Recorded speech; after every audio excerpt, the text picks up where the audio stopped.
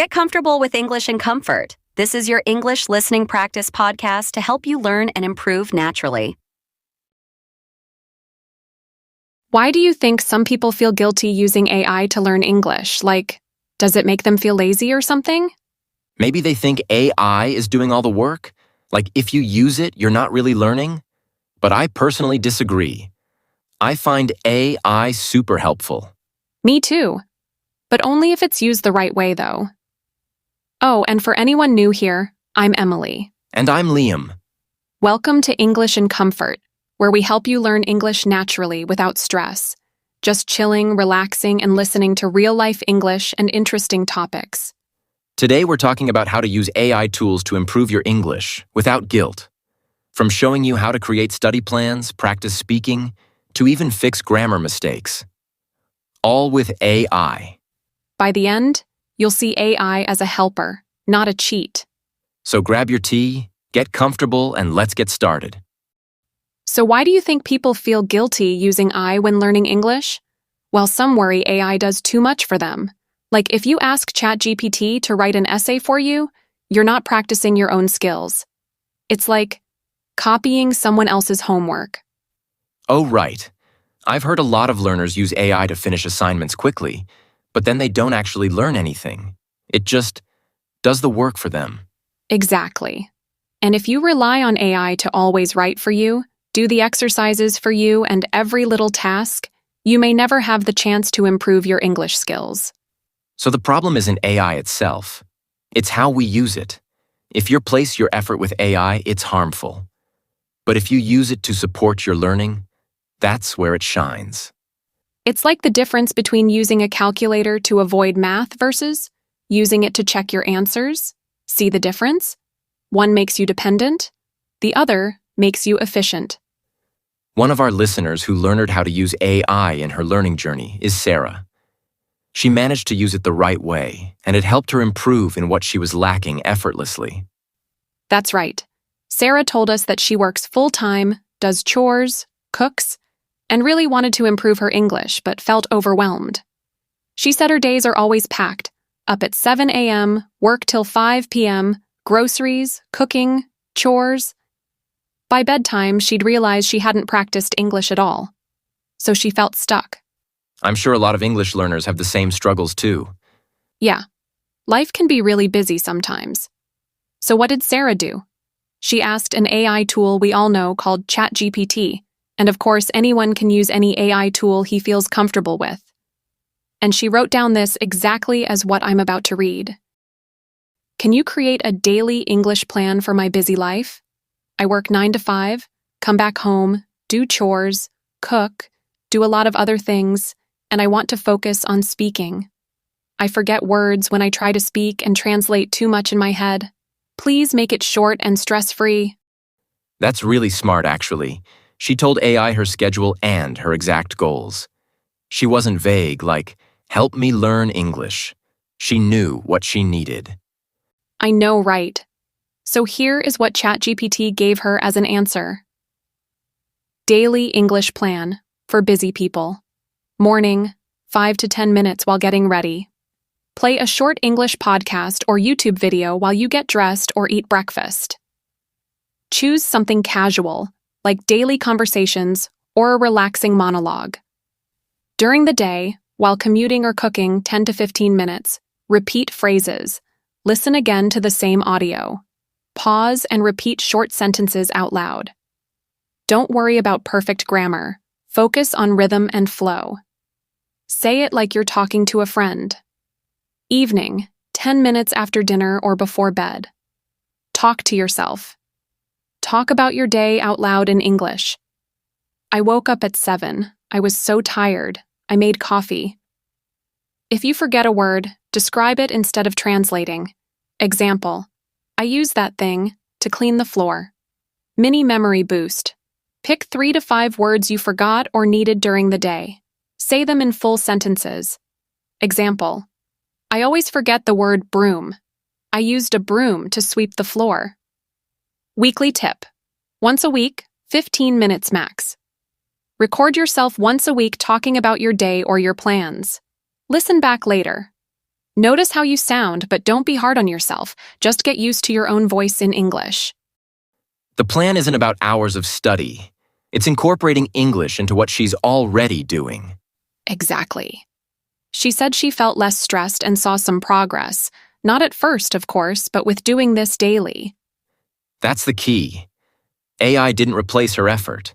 It helped her use her time wisely. And if Sarah can do it, anyone can do it too. Maybe even us. You mean we try it now? Yes, why not?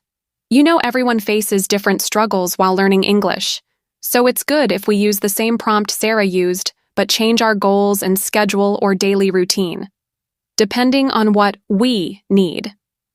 That's smart. Let's make Emily pretend she's an English learner who has a common problem, which is speaking and being lazy. Okay, here's what I typed. I'm a busy and a really lazy person. After work, I nap and relax. But I need to improve speaking and pronunciation. When I try to speak, I sound robotic and wrong, even though I know the words in my mind. Create a 10-minute daily plan that's fun and fits my lazy routine. Focus on sounding natural and fluent. Isn't a 10-minute daily plan a bit too short? Nah, it's about consistency, remember? Fine. So, what was the answer? Okay, so 1. Lazy shadowing, 5 minutes a day. Play a YouTube clip of a casual conversation. For example, friends chatting.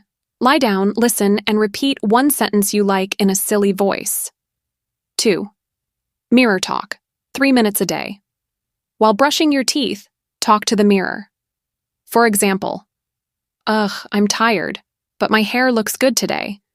Try to exaggerate your mouth movements. 3. Bedtime whisper, 2 minutes a day. Before sleep, whisper a short caption in English. For example, this pizza. Chef's kiss. Focus on rhythm and tone.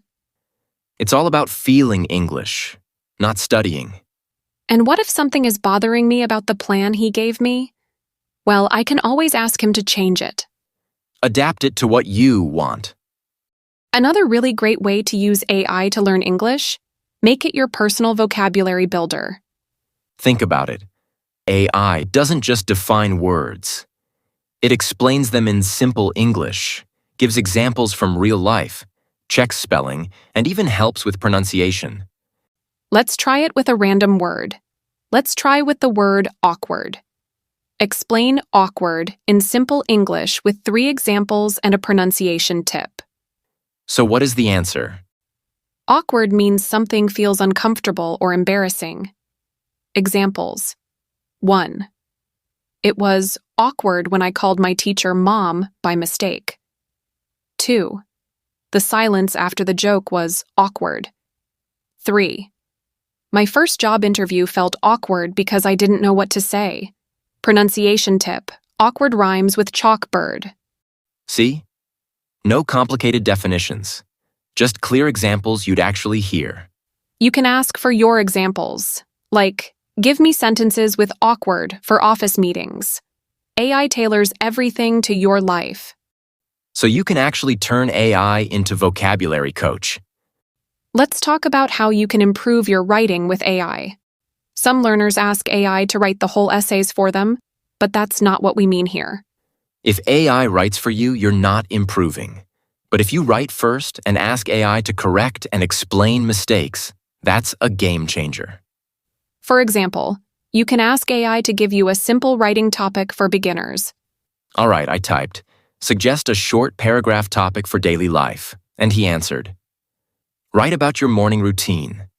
Use 5 to 6 sentences. Every morning I wake up at 7, I drink coffee, then I brush my teeth. I go to work on foot, and I love enjoying the sun. Then, after you write it, ask him to check and correct your mistakes. You can even make it more fun and ask him to create a fill-in-the-blank exercise. Like he gives you a paragraph that have words missing and you try to guess them. Or you can ask him to give you mixed sentences and you just have to reorder them correctly to obtain a correct paragraph. All these exercises help improve your English writing skills. But you should be the one who writes. AI is your editor, not your ghostwriter. The more you practice, the fewer red corrections you'll see. We've talked about writing and vocabulary, but what about speaking? A lot of learners tell us they're terrified to speak because they're scared of mistakes. Totally get that. Practicing with humans can feel intimidating. But here's the good news. AI tools let you practice speaking anytime, anywhere, and no one's judging you. Imagine having a conversation partner who never laughs, never gets impatient, and never says, "Wait, what did you mean?" You can say the same sentence 20 times and it'll just help. And it's not just repeating words. AI can actually check your pronunciation. For example, if you struggle with some English sounds or word stress, it can highlight where you need to improve, but in a nice way.